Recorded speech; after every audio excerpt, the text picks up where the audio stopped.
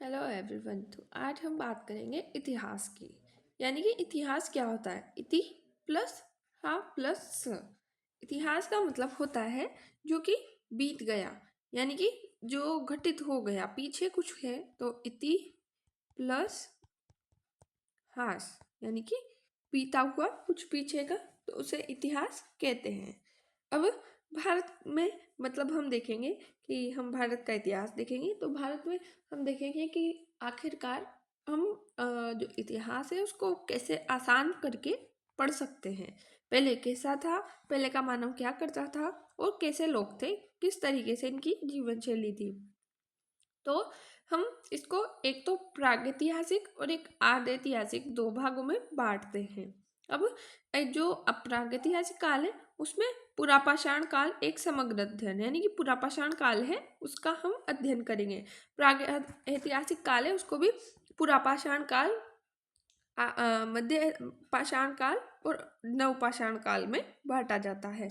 तो हम अब आज बात करने वाले हैं पुरापाषाण काल की। तो प्रागैतिहासिक काल है क्या? तो वो काल जब लोगों ने लिखने की शैली मतलब जो सॉरी जो लिखना है, लिखने की शैली का विकास नहीं हुआ था। यानी कि जब किसी टाइम के लिखने की कोई सुविधा नहीं थी, यानी कि इस टाइम पे हमारा मानव था वो इतना जो है विकसित नहीं था कि वो लिख सके।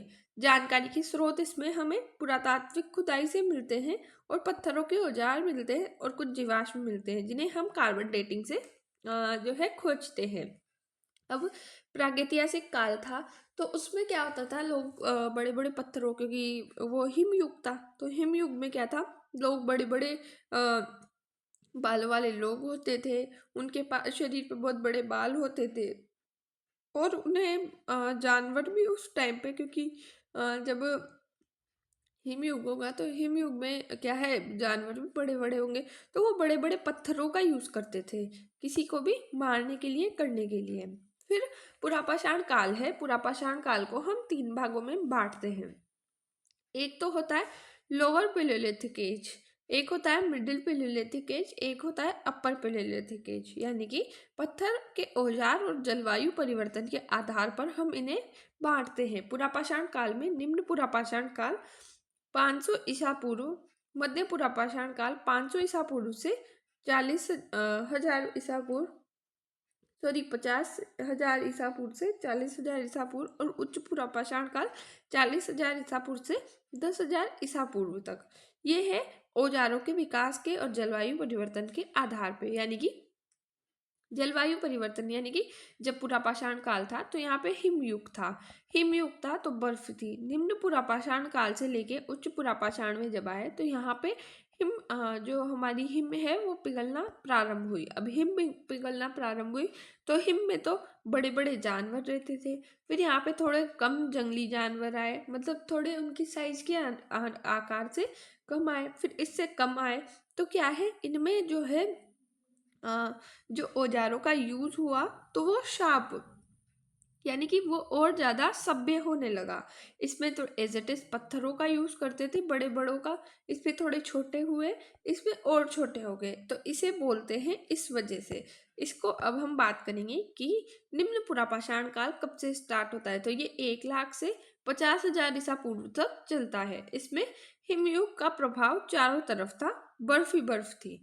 मानव प्रजाति किस प्रकार की थी, तो इसमें हेमो इरेक्टस प्रकार का मानव होता था। यहाँ पे औजार मुख्य रूप से कोड से बने होते थे, जैसे कि चॉपर, चॉपिंग और हस्त खुराड पाए गए हैं। उसी के साथ हम बात करेंगे कि निम्न पुरापाषाण काल संस्कृति और स्थल।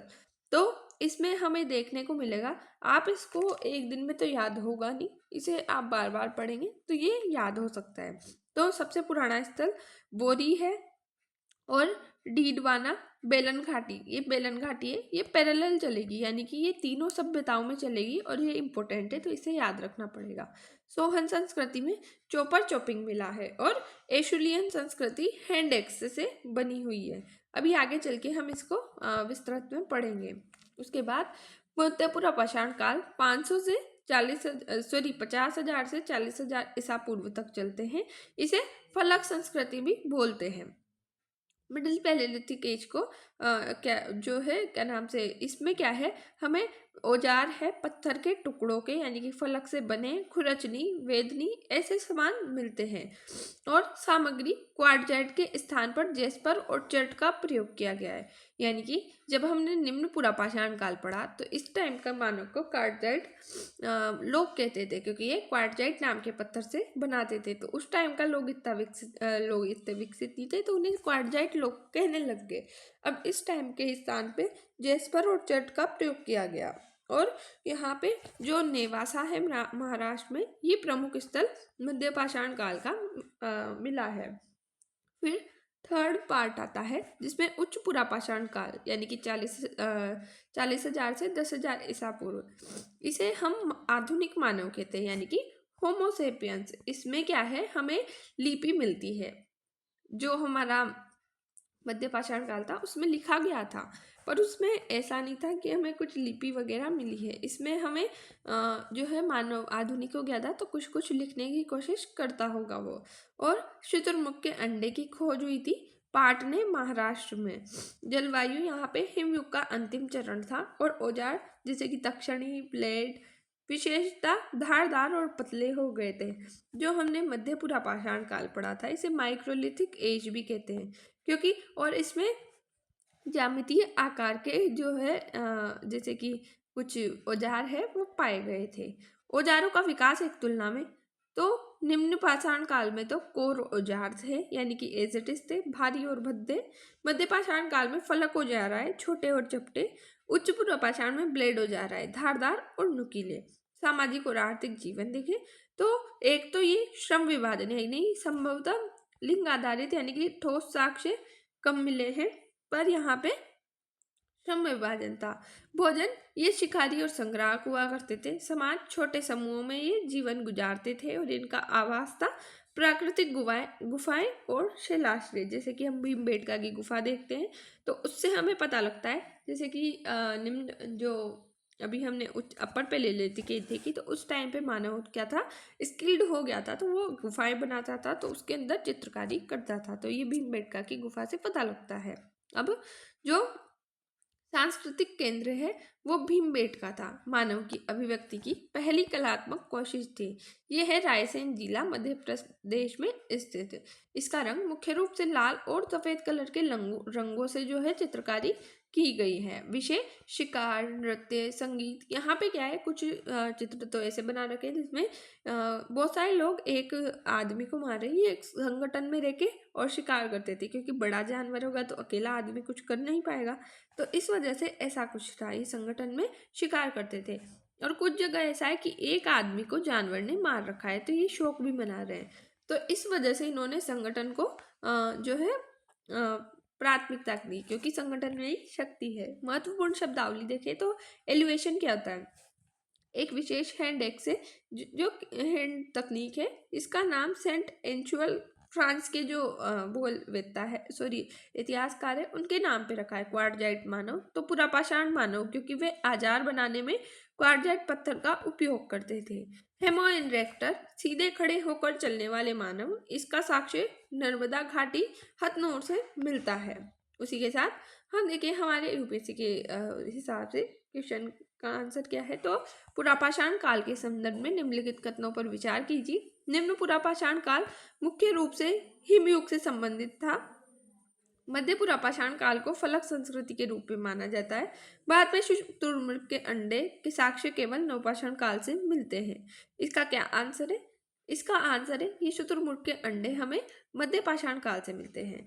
तो इसका आंसर है फर्स्ट एंड सेकंड।